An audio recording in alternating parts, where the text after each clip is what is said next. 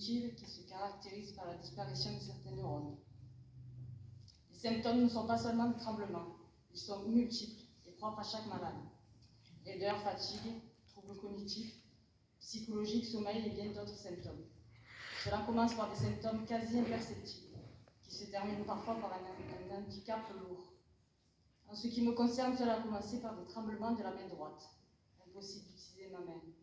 Je dois penser à toute action que je veux faire, car mon cerveau ne répond plus automatiquement.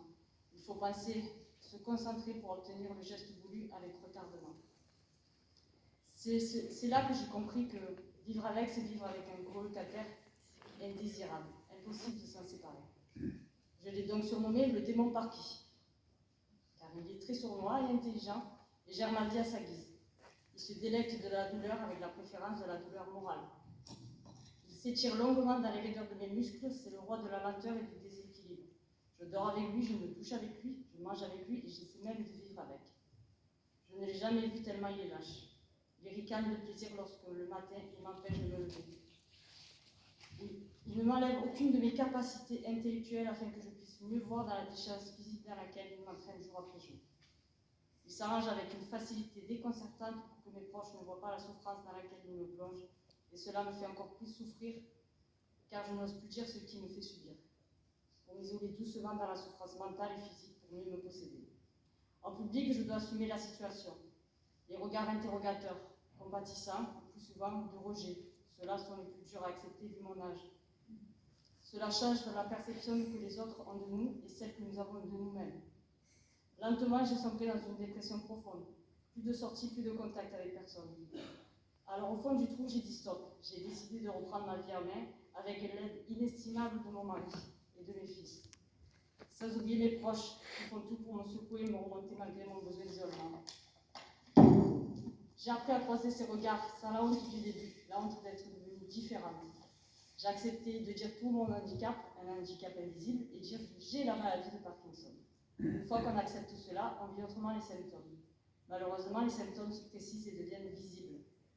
La marche devient compliquée, les pertes d'équilibre brutales, les risques de chute, l'addiction devient parfois difficile. Les idées se perdent, la concentration qui s'éparpille, les problèmes de déglutition, le manque soudain d'énergie, on appelle ça les phases off. Plus de mouvements possibles, on devient un légume pendant un moment, jusqu'à la prochaine prise de médicaments. La tristesse, les douleurs musculaires et articulaires, les contractures d'une telle intensité que cela m'est insupportable. C'est ce que j'appelle mes crises. Mais en fait, ça s'appelle des dystonies. Tant bien que mal, les médecins trouvent un traitement que je tolère et qui m'aide à supporter tout cela. Mais à la moindre contrariété ou le stress de la vie, nécessite de tout réadapter le traitement. La maladie progresse vite dans mon cas. Mon corps ne m'appartient plus et c'est comme si j'avais perdu le mode d'emploi de ma vie. Mais pas question qu'on ait pitié de moi. Je ne veux plus de ces regards qui me déchirent et me blessent. Le 30 mai, je subirai une stimulation cérébrale à l'hôpital de la Timone. Cette opération a pour but d'améliorer mon quotidien. Malheureusement, à l'heure actuelle, aucun traitement ne peut arrêter la progression de la maladie. Aujourd'hui, j'ai 42 ans. L'heure est venue de me battre contre ce démon Parky afin de vivre, ou de moins essayer de vivre dignement. Toute ma vie, je me suis battue pour être la femme que je suis devenue aujourd'hui. J'ai encore des projets pour ma vie. J'ai lu quelque part que 34% des gens n'avaient jamais eu de coup de foudre dans leur vie et que 5 et 10% des gens en dessous de 40 ans étaient atteints de la maladie de Parkinson. Ce qui est particulièrement dommage dans les deux cas, eh bien qu'il soit assez rare de contracter cette maladie avant la quarantaine. Je fais malheureusement partie de ces malchanceux et qui l'ont développé à ce jeune âge. En revanche, dans mon malheur, j'ai quand même eu la chance d'avoir connu dans ma vie le coup de foudre, mon mari, mon oxygène, qui se bat en première ligne avec moi et lorsque je n'ai plus la force, me soutient encore et encore. Nous avons eu la chance d'avoir 2 enfants magnifiques et tellement courageux. Sans oublier ma famille et mes amis exceptionnels qui sont dans la salle d'ailleurs. Elles sont toujours à mes côtés. Et qui m'ont donné la force de créer cette association. Cette maladie a une cause, une évolution et des chances d'avoir un remède.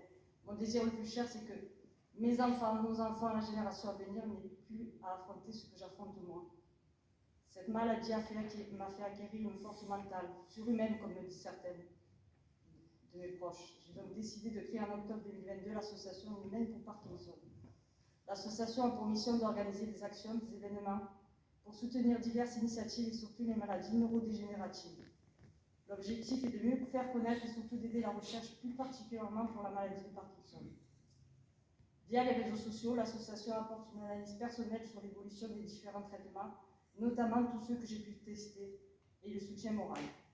Nous nous battons pour récolter des fonds pour la recherche afin de pouvoir espérer un peu plus. L'association souhaite également soutenir les aidants, pour qui souvent il est difficile de comprendre et se sentent souvent désemparés devant certaines situations. Les aidants jouent un rôle capital et doivent pouvoir se ménager car le don de soi n'est pas l'oubli de soi. C'est pour cela que le soutien administratif et technique est proposé.